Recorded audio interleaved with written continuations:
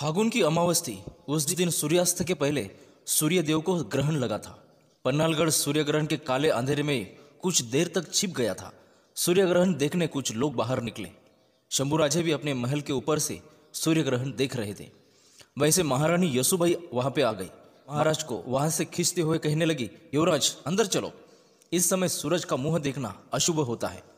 शंभूराजा ने कहा, जाने देना यसु, अब क्या शुभ अशुभ की परवाह करना है। अपने ही दुश्मनों में शामिल होने का सबसे बड़ा अपराध हमारे हाथों से हुआ है, पर इतना बड़ा अपराध होकर भी हमारे आबा साहब ने हमें बड़े दिल से अपनाया है। बेटा, इसके बाद हमें छोड़ के मत जाना, ऐसा कह के हमें गले लगाया है। उनके गले लगाने से मन में जितने भी विचार थे, मन में जितना भी क्रोध था, जितना भी द्वेष था, सब अपने आप मिट गया था।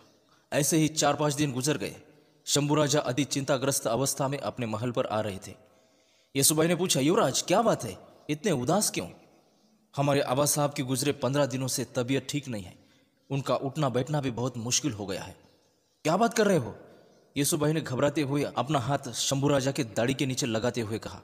इतना ही नहीं, रायगढ़ पर हर रोज एक नई नई घटना घटने लगी है। वह सुन के अच्छे अच्छे लोगों को मूर्छा आ सकती है। ऐसा क्या हो रहा है रायगढ़ पे? आबा साहब की इस अवस्था का अपनी मातोश्री सोयराबाई बड़ा फायदा उठा रही है। उनके मन में क्या है कुछ समझ नहीं आ रहा है।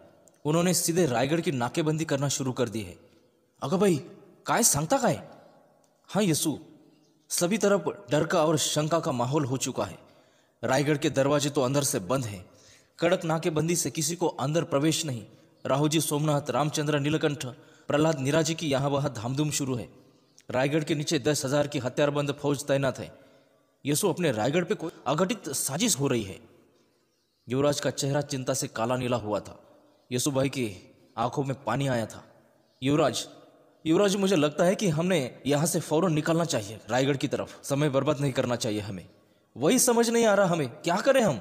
आबा साहब की तबीयत के बारे में सुन के हमारा कलेजा फटता जा रहा है, पर हम वहां पहुंचेंगे तब वहां के सैनिकों से 2 हाथ करने पड़ेंगे। पर इस समय ऐसा करना भी ठीक नहीं रहेगा। फिर से संघर्ष है, फिर से दंगल, यह हमें महंगी पड़ेगी। सच बताओ यसु, हमने मुगलों की तरफ जाके बहुत बड़ा अपराध किया है। अपने ही लोगों का हमारी तरफ देखने का नजरिया बदल रहा है। चैत्र शुद्ध पूनम का दिन आया, हनुमान जयंती का दिन। युवराज सवेरे उठे, स्नान करके बजरंगबली के मंदिर में गए। उन्होंने महापूजा की, पर वो इतनी बड़ी बजरंगबली की पाषाण रूपी मूर्त कुछ अलग सी लग रही थी। सिंदूर वाली मूर्त बहुत ही प्रकोपित नजर आ रही थी। सुबह से ही शंभूराजा का मन कहीं भी नहीं लग रहा था। बड़े ही भयंकर, डरावने, अतार्किक विचार मन में बार बार आ रहे थे। कहीं पर भी दिल बहल नहीं रहा था।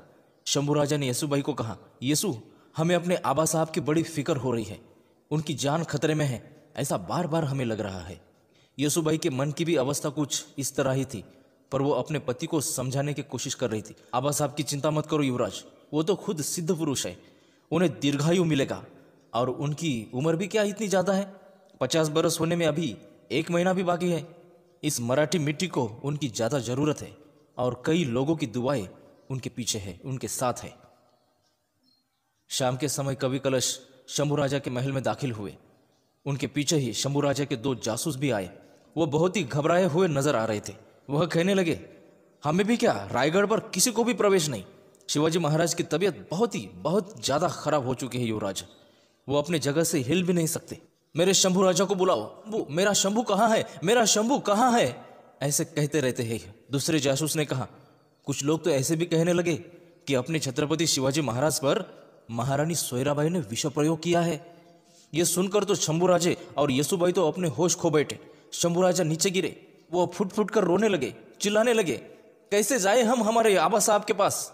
हे प्रभु शिव शंभू, हमें लेकर जाओ, वह हमारे आबा साहब की जान खतरे में है। वह कवि कलश को कहने लगे, कवि जी, स्वराज की चक्रगति बहुत ही उल्टी हो चुकी है, हमें सावधान रहना चाहिए। आबा साहब को मिलने के लिए कोई भी तो रास्ता ढूंढ लो हमारे लिए, हमें उनसे मिलना है। हम आ रहे हैं आपके पास आबा साहब, आबा साहब। चैत्र पूनम का दिन छत्रपति शिवाजी महाराज का बुखार बढ़ता गया और बढ़ता गया, और आखिर स्वराज के स्वामी ने, बहुजनों के महाराजा ने आखिरी सांस छोड़ी। वह परलोकवासी हो गए, हमेशा के लिए हम सबको छोड़कर चले गए।